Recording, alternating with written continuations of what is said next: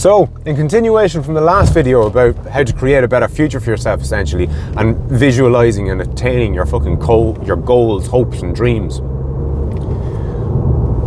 I have a fledgling YouTube channel, 230 something subscribers, and I'm in the process of building a winery.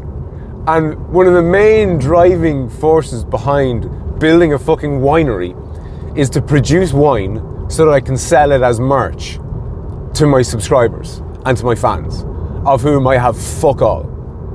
And it's a vote of confidence in myself and the channel and my aspirations and my goals. And this is, I think, a key part to any kind of hopes, dreams and goals visualizations. Have a fallback. So I intend on producing wine, red wine. We're going to call it Rua, which is the Irish word, the Gaeilge word for red. We're going to produce bottles of red wine myself and past guest and friend of the show, Pat O'Reilly. And worst case scenario, we both like to drink red wine, so we'll find a home for it ourselves. And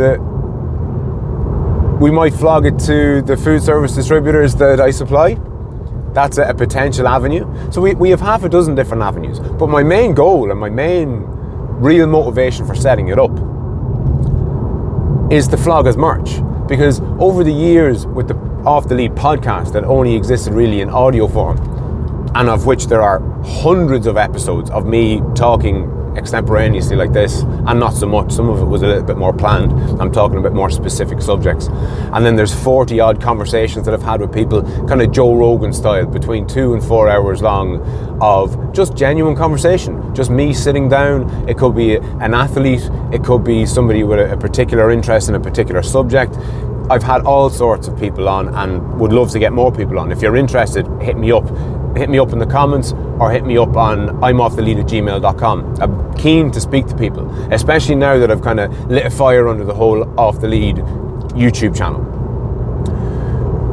But the reason that I'm mentioning this whole winery thing is because I've established myself as a business person.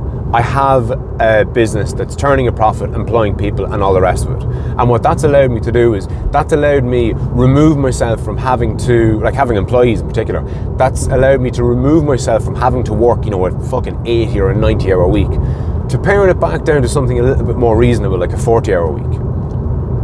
And on top of that 40 hour week, I'm building this winery. Now, I'm not going and investing tens of thousands or thousands, like it's hundreds I'm putting into this, upper limit of €1,000, because the room was already there. It was an old fridge that I had been using as an office up until the last couple of days. So I've been booted out of my office. We're kitting it out with bits and pieces that I had kind of lying around. It will be very strung together on a fucking shoestring and proper order, no more than my business was when it started. I dug a hole in the back garden, erected a polytunnel, covered it in insulation, put a few lights and a heater in it, and boom, I had a controlled growing environment. Now, it wasn't much to look at, and it wasn't food safe by any stretch of the imagination, but it was functional. It did the fucking job. It got me started. And here's another key point, I think, for anybody looking to start up their own business, and I have a very good example of this. The key point is, you're better off looking for forgiveness than permission. And the example that I have is a cousin of mine. She set up a kitchen. She was going to cook, sandwiches and chicken curries and lasagnas and pasta dishes for parties and different things like that. She set up a catering business. That's essentially what she set up. And she went to the county council and told her what she was planning on doing, and they gave her a big long laundry list of things that she needed. So she went out and she spent a fucking fortune on grease traps and extraction and PVC cladded walls and stainless steel sinks and wipe down surfaces and all the rest, because she wanted to do it right. And fucking more power to her, fair play to her for it. She wanted to do it right. If it's worth doing right, as they say. And she wanted to do it by the book because it's a fucking food business. She didn't want to be poisoning anybody, and she wanted to cross all her T's and dot all her I's and all the rest of it.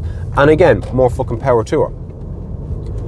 But she fucked up because she invited the men with clipboards and white coats into her premises before she started her fucking business.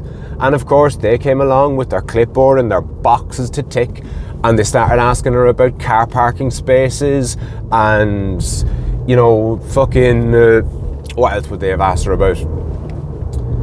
Toilet facilities and hand washing facilities and all these certain things, all these different things that weren't really that necessary in the grand scheme of things to get started. But the people that she invited into her premises, they weren't people who help entrepreneurs. They were people who make sure businesses are going by the fucking book and doing everything perfectly.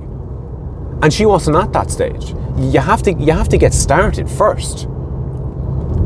So she fucked up. She went looking for permission. And as I said at the outset, you're better off looking for forgiveness than permission. Don't fucking poison anybody. Have the place perfectly clean, okay? Do what you can to have it as good as you can without, you know, building on extensions for fucking separate hand washing stations and toilet facilities and making sure you've adequate car parking spaces and all that other stuff. That will come down line when you've actually got a revenue stream, when you've actually got a few quid to invest in the bloody thing.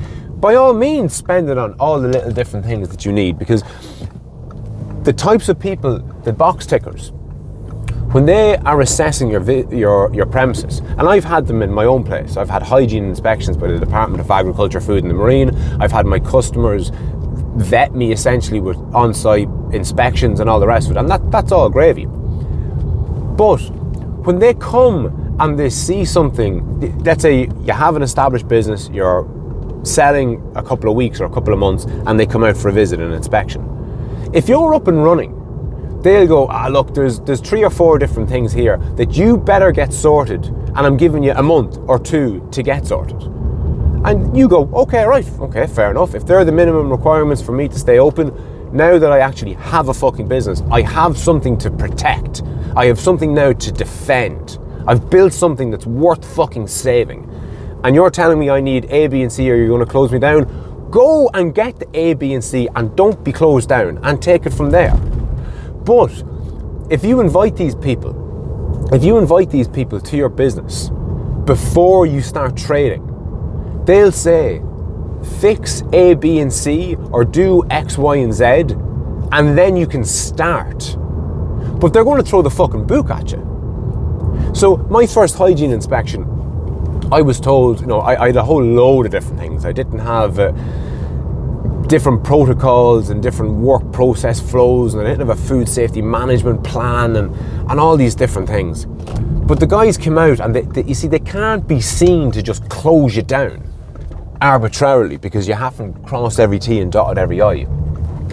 They can't be seen to do that, because here you are creating employment. Maybe it's only for yourself, but you're fucking doing it. You're putting in the work, you're putting in the effort, you're breaking your balls, you're making a go of it. They can't be seen to shut you down, but they can stop you from starting. So again, you're better off looking for forgiveness than permission. So if you have an idea in your head, go do it, and go do it badly. You can't not do it perfectly, because if it's a new venture, you don't know what you're fucking doing in the first place. And on that note, I'll chat to you soon.